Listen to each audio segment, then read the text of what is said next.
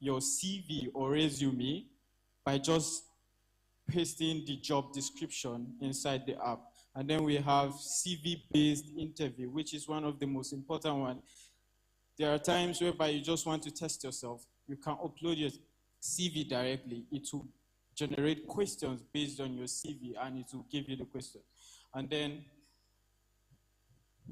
yeah, from a skilled candidate to a ready professional, our users don't just get luck, they're prepared. So your next big opportunity is waiting. Don't wait for the interview invite to start practicing. Join thousands of engineers who are already using PrepSync. So this is the QR code. I'll be really happy if you sign up and tell me your review. Thank you very much.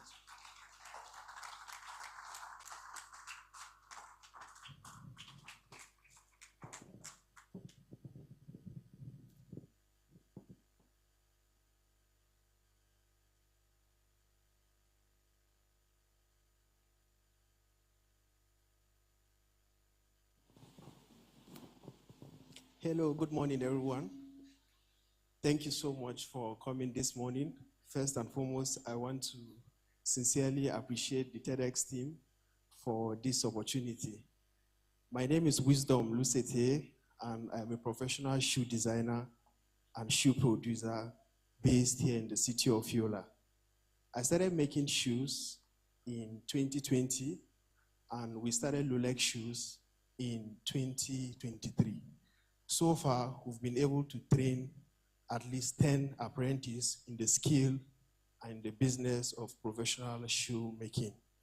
And currently, we are training 5 young people in the skill and, of course, in the business of professional shoe making.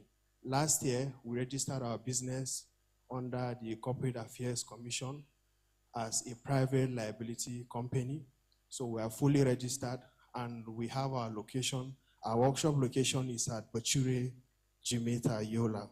We've been making shoes, and every month we produce at least 25 to 30 pairs of shoes. And we have our customers here in Yola and even outside of Yola. I started making shoes because I wanted to become independent early in life. And so even before I got into the university, I decided that I was going to learn a skill. And that skill happened to be shoemaking. I stayed with my boss for 3 years, and I eventually opened my own workshop.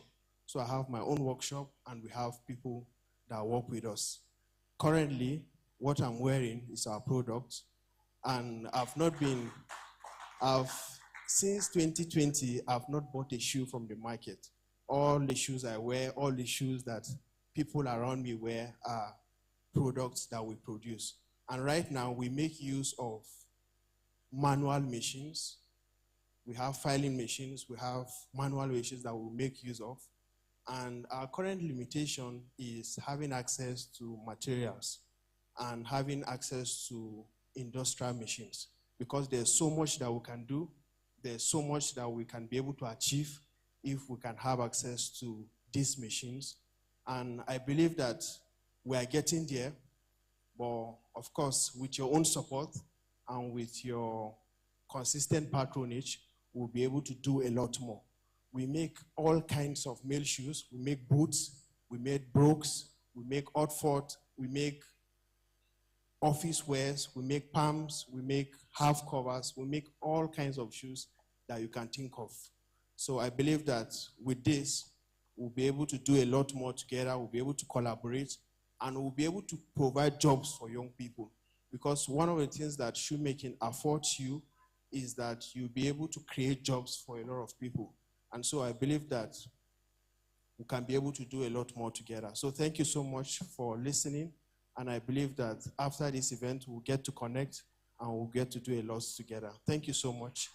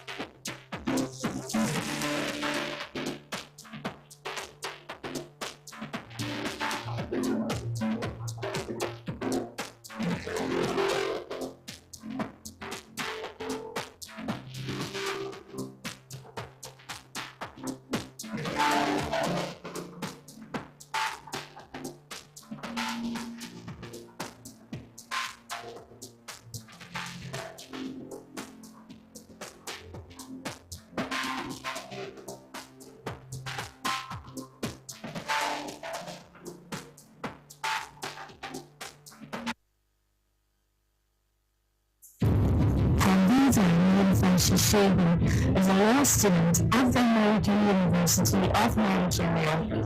She's building advocates, aspiring parliamentarian, and entrepreneur. As the founder of Change Begins With Me, she leads initiatives focused on environmental sustainability and social impact, while also running a poultry farm that demonstrates the commitment to youth enterprise and economic empowerment. Her work is driven by a passion for creating practical solutions that strengthen communities and empower individuals. Beyond her entrepreneurial and advocacy efforts, Hadiza is actively engaged in promoting interfaith understanding, leadership development, and the prevention of violent extremism through education and dialogue.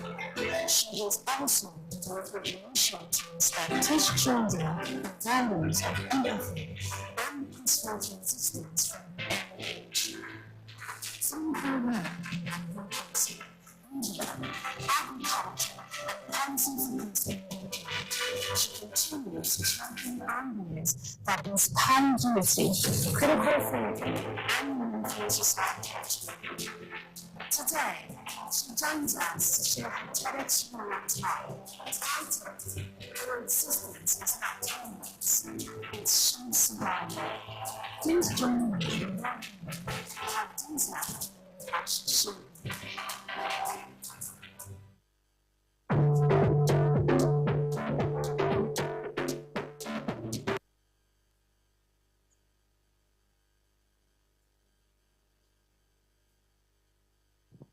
Good morning, everyone.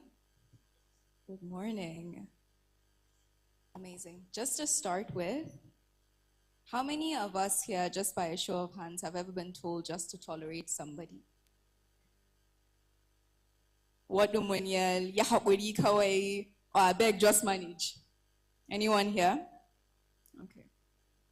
We are taught from a very early age that tolerance is a virtue, and perhaps it is. But what we forget to understand is that tolerance is not enough. Tolerance is not enough. Tolerance is not enough. And if there's one thing I want you to take away from today, is exactly that statement. For us here, it's important for you to note that the lowest standard that you can put for yourself as a human being is tolerance itself. Because it might be fine to say, okay, say it's your sibling that tells you to tolerate somebody, your spouse, your supervisor, a parent, whomever that may be. But we cannot then build communities, build our nations solely based on tolerance. We cannot build a better Nigeria a better community for ourselves solely based on tolerance. Because to tolerate somebody means you're enduring someone's existence. And we endure Yola's weather, for us that are just getting used to it. We endure traffic, we endure mosquitoes. We cannot simply say that we are going to endure one another. It's not enough. Tolerance itself, it's a decision, and coexistence is what we have to base ourselves upon. Coexistence is not about sameness. It's not about abandoning our identities. Coexistence is not about completely forgetting about your existence. It's simply making room for others that are also there. You're not completely abandoning who you are or what you do or your ideologies. You're simply making space for those that are around you as well. Coexistence is shared strategy. And I mean this to say that it's important to understand and remember that Nigeria is diverse. We have beautiful languages, beautiful cultures. Even in Adamawa here, I didn't realize how diverse it was until I came here. You have different tribes, different histories, different ethnocratic ideologies, but we're all living in one. So that's what coexistence breeds within itself. When communities are divided, you have suspicion replacing trust. You have that genuine love that we're meant to harbor for each other, replacing every good thing that we have within ourselves. When you see the unfortunate circumstances of, we cannot lie to ourselves here, the people that are being affected the most by insecurity in Nigeria are those in the north. But when we come out to speak up against this, the very first comment we're getting from other fellow Nigerians is, why are you speaking up against your brother? These are your people. Why are you talking about against them? When we let tolerance breed within us, it now makes it easier for you to completely generalize. And when you generalize, you stigmatize. When you stigmatize people, it is easy to forget their sufferings. And you turn them into labels. And when you label somebody, you completely forget that this is a human that also has a desire within themselves to live in peace. It's crucial to understand that you have to dismiss certain fears when you completely ignore and when you label individuals.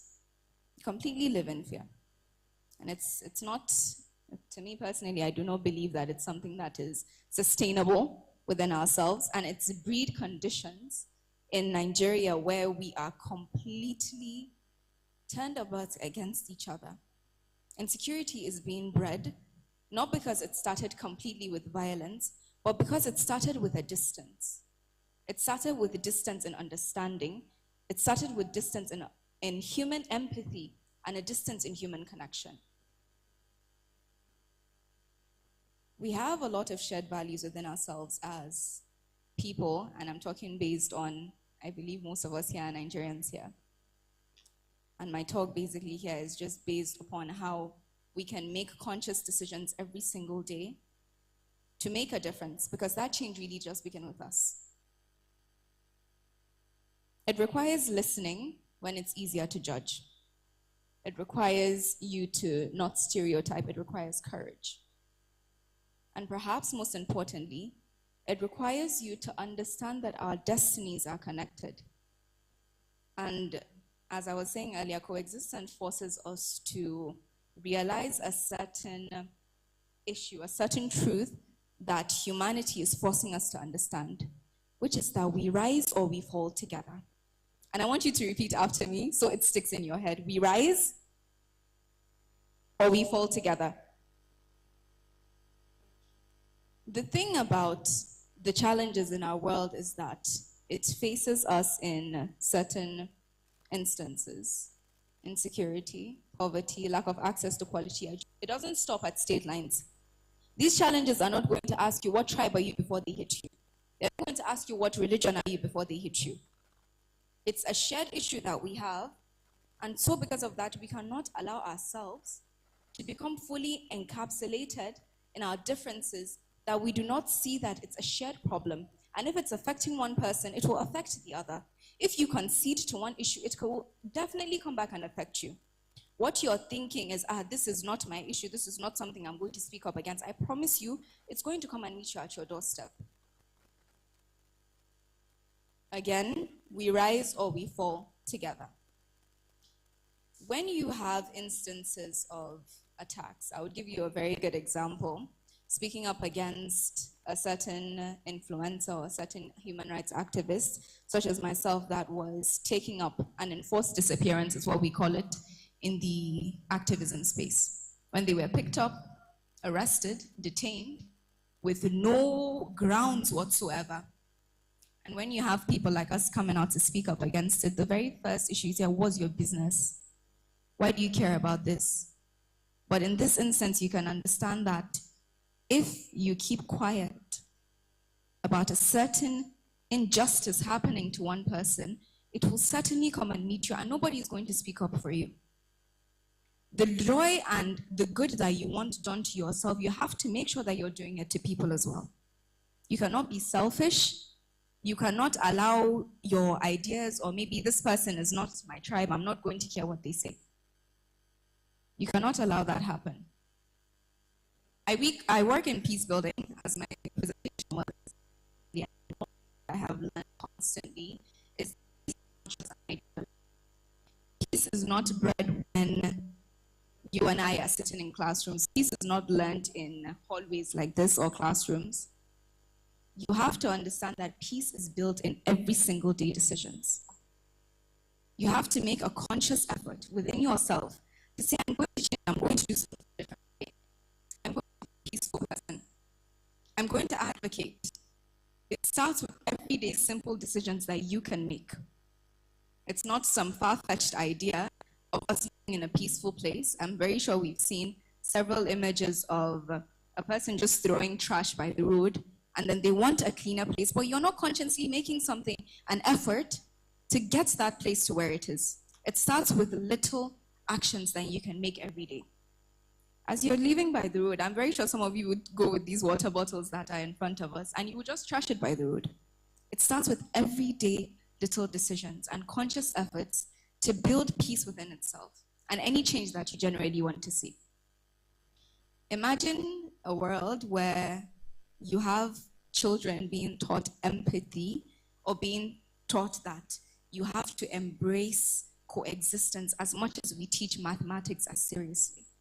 Imagine how beautiful the world would be if, like from the early stages, we're taught the importance of living in peace with each other. Because I believe it's certainly, how do I say? We have to teach them young. And I'm saying this because a lot of us here might be parents already, or some are going to get married soon, some have friends, some have younger ones at home. You have to breed this teaching from within.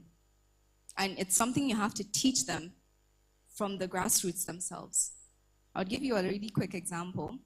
As previously mentioned, I own an NGO called Change Begins With Me. And with this non-governmental organization, what we did once is an activity where we had a balloon here and there. And what we asked them was, okay, you've done this, here's a balloon as your reward. But consciously, we gave half of the class and we didn't give the other half. What we asked them was, are you free? Are you willing to share it? Some of them were, some of them weren't. And when they started struggling over the balloon, what happened? What happens when you pressure a balloon? Exactly. It popped. And I really wanted them to understand that this is how fragile coexistence is. If you pressure and you push and you push and you push, it's going to pop. And that pop is what's leading us to insecurity. That pop is what's leading us to lack of quality infrastructure in this country, lack of access to quality education, and corruption, obviously. That's what happens when you're too selfish to see it within yourselves. And as I'm bringing in towards nearly the close of my presentation, I'm going to bring you back to what I started speaking on, which is tolerance. You have to understand that tolerance does not mean that you're going to completely disregard yourself, as I was saying earlier.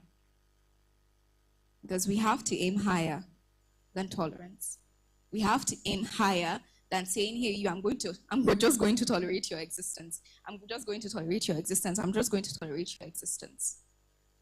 Because it's going to breed an unhealthy relationships for ourselves. A very good instance, imagine you make a decision in your home or an in-law. That's why earlier I was asking you if you've ever been told to just tolerate somebody. If you are getting married and you're told, just tolerate this person, it's not going to last. So what makes you think that this ideology that we're placing on ourselves does not breed the same for our communities? If we say we're just going to tolerate, I'm just going to tolerate the Igbos, I'm just going to tolerate the Yorubas, it's going to breed clashes. We're just going to tolerate headsmen. Well, look what's happening now.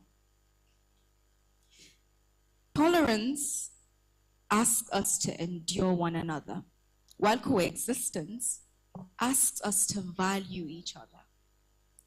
Tolerance creates distance, while coexistence breeds and builds that connection. Tolerance says that you can stay, but coexistence says that we belong. And our shared existence as people believes solely and will depend solely on us remembering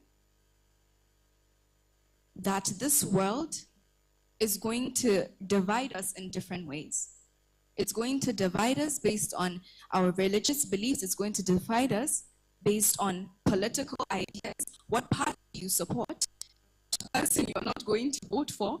It's going to divide us. And there's every tendency for us to concede to that ideology. Hell, I've even seen people fight over which football team they're supporting.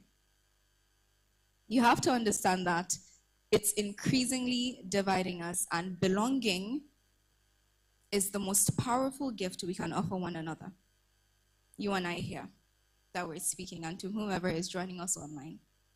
Belonging is what we can offer each other. The question before us is not whether we are different. You and I are definitely different. We're male, we're female, we're different tribes, we're definitely different. The question is what we choose to do with those differences. Are we going to allow it to divide us? Or are we going to let it become a strength that we would not let anyone turn into a weapon against us? Coexistence is not about being the same person.